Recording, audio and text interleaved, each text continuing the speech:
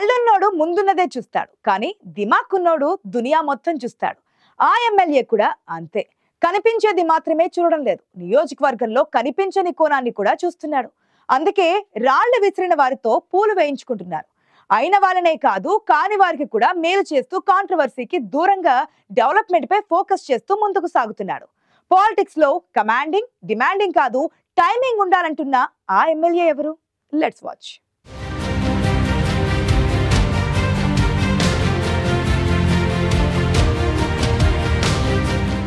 రాజకీయాల్లోకి ఎంతో మంది వస్తుంటారు, పోతుంటారు. కానీ కొందరు మాత్రమే తమకంటూ ఒక ఐడెంటిటీ క్రియేట్ చేసుకుంటారు.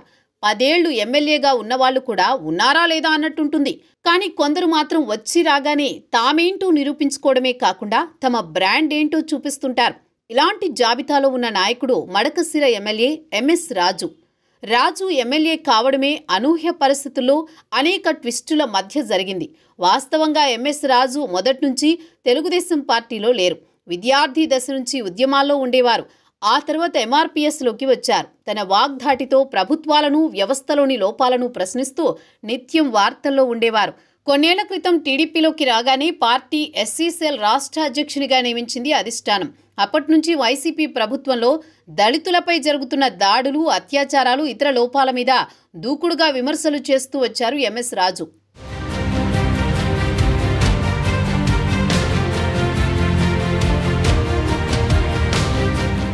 కొద్ది రోజుల్లోనే ఎంఎస్ రాజు టీడీపీలో చాలా కీలకంగా మారిపోయారు. అయితే టికెట్ ఆశించడానికి ఆయనకంటూ అప్పటిదాకా ఒక ప్రత్యేక నియోజకవర్గం లేదు. సింగనమల నియోజకవర్గానికి చెందిన వ్యక్తి అయినా అప్పటికే అక్కడ బండారు శ్రావణితో పాటు మరికొందరు నాయకులు ఎప్పటినుంచో టికెట్ రేసులో ఉన్నారు. ఇదే సమయంలో జరిగిన నారా లోకేష్ పాదయాత్ర ఎంఎస్ రాజు జీవితాన్ని మలుపు తిప్పింది. లోకేష్ పాదయాత్ర సాగినన్ని రోజులు ఆయన్ని వెన్నంటి నడిచారు ఎంఎస్ రాజు. యువతను సమీకరించి ఎస్సీ ఎస్టీలో చైతన్యం తెచ్చేలా ఎన్నో కార్యక్రమాలు చేశారు. ఎంఎస్ రాజు కష్టం లోకేష్ దృష్టిలో పడింది. ఇంతలో ఎన్నికలు రానే వచ్చాయి. టీడీపీ టికెట్ల కోసం భారీ కాంపిటీషన్ ఏర్పడింది.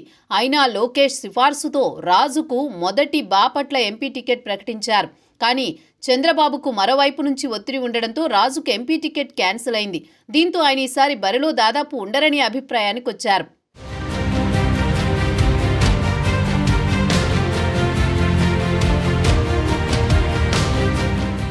మడకశిర నియోజకవర్గంలో మాజీ ఎమ్మెల్యే ఈరన్న కుమారుడు సునీల్ కుమార్కి టికెట్ ప్రకటించింది టీడీపీ అధిష్టానం. కానీ బీఫామ్ ఇచ్చే సమయానికి కథ మొత్తం మారిపోయింది. ఎంఎస్ రాజుకు మడకశిర అభ్యర్థిగా బీఫామ్ వచ్చేసింది. అప్పటికి ఎన్నికలకు నెల రోజులు కూడా లేవు. ఓవైపు మడకశిరకు కొత్త, మరోవైపు సమయం తక్కువ. వీటికంటే ఎక్కువగా ఈరన్న వర్గం ఎంఎస్ రాజును వ్యతిరేకించింది. గోబ్యాక్ అంటూ అడ్డుకునే ప్రయత్నం చేసింది. కానీ ఉద్యమాలు చూసిన వ్యక్తి, యువకుడు కావడంతో అవన్నీ లెక్క చేయకుండా ధైర్యంగా నియోజకవర్గంలోకి ఎంట్రీ ఇచ్చారు ఎంఎస్ రాజు. మాజీ ఎమ్మెల్సీ తిప్పేస్వామి సహకారంతో ప్రచారాన్ని ప్రారంభించారు. తెలుగుదేశం పార్టీకి వేవ్ ఉండడం, ఇంకోవైపు వైసీపీ ఎవరికీ తెలియని ఉపాధి హామీ కూలి లక్కప్పకు టికెట్ ఇవ్వడం రాజుకు కలిసొచ్చింది. కొందరు రాజుకు వ్యతిరేకంగా పనిచేసినా స్వల్ప మెజారిటీతో విజయాన్ని అందుకున్నారు.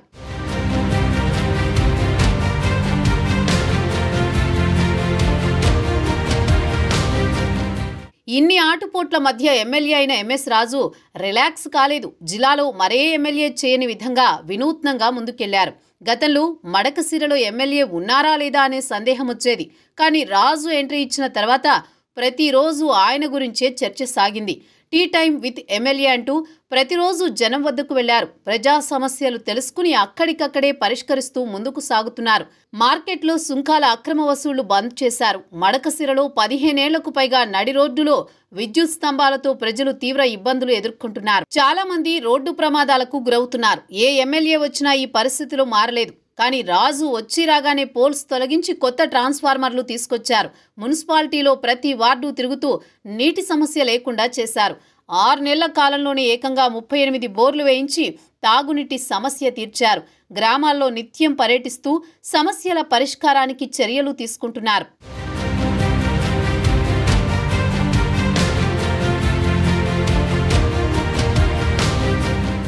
ప్రభుత్వం డిఎస్సి నోటిఫికేషన్ విడుదల చేయడంతో సొంతంగా 350 మందికి ఉచితంగా కోచింగ్ ప్రారంభించారు. నిరుద్యోగ అభ్యర్థులకు ఉచితంగా వసతి కల్పించారు. మడకసిరతో పాటు ఏ ప్రాంతం వారైనా వచ్చి కోచింగ్ తీసుకోవచ్చని ఆఫర్ ఇచ్చారు.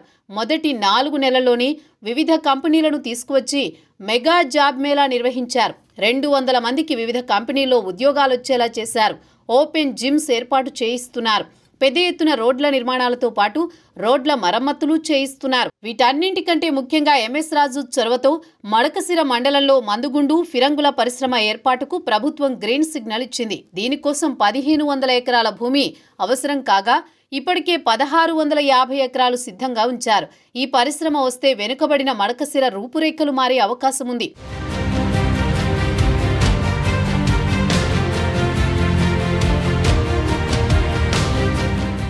ఎమ్మెల్యేగా తాను చేయగలిగినదంతా చేస్తూనే రాజకీయ నాయకుడిగా మరో కోణాన్ని చూపిస్తున్నారు ఎంఎస్ రాజు. కొత్తగా వచ్చినప్పుడు వ్యతిరేకించడం సహజమని అందరినీ తనవారుగానే చూస్తున్నారు. గ్రామంలో ఏ పని జరిగినా తనకు అనుకూలంగా ఉన్నవారితో పాటు ప్రతికూలంగా ఉన్నవారికి కూడా ప్రాధాన్యమిస్తున్నారు. దీనికి తోడు తనకు టికెట్ రావడంలో, విజయాన్ని అందించడంలో కీలకంగా ఉన్న మాజీ ఎమ్మెల్సీ తిప్పేస్వామికి అప్పుడు ఇప్పుడు అంతే గౌరవం ఇస్తున్నారు. ఎమ్మెల్సీ వాహనంలో ముందు సీట్లో కూర్చుంటే ఎమ్మెల్యే వెనుక సీట్లోనే కూర్చుంటున్నారు. ఎవరు తన దగ్గరికి ఏ పని మీద వచ్చినా తిప్పేస్వామి అన్నని అడిగారా? అన్నకు అభ్యంతరం లేకపోతే నాకు లేదంటూ చెబుతున్నారు. ఎక్కడ నెగ్గాలో కాదు, ఎక్కడ తగ్గాలో తెలుసుకుని రాజకీయాల్లో కొత్త వరవడి సృష్టిస్తున్నారు మడకసిర ఎమ్మెల్యే.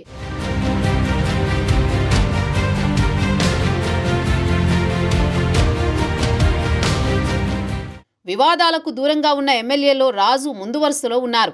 పార్టీ పరంగా ఎమ్మెల్యేగా ఎలాంటి రిమార్క్స్ లేకుండా తన మార్కు చూపిస్తున్నారు. అందుకే జిల్లాలో ఎంతో మంది ఉన్నా రాష్ట్రంలో ఎంతో మంది పోటీ పడిన టీటీడీ బోర్డు మెంబర్ అవకాశం కూడా వచ్చింది. దీన్ని బట్టే ఆయన విషయంలో అధిష్టానం ఎంత సానుకూలంగా ఉందో అర్థమవుతోంది.